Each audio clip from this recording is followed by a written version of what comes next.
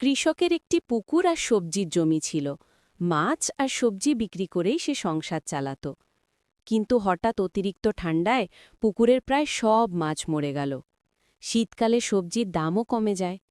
কৃষক চিন্তায় পড়ে মাথায় হাত দিয়ে বসে রইল, এবার সংসার চলবে কি দিয়ে?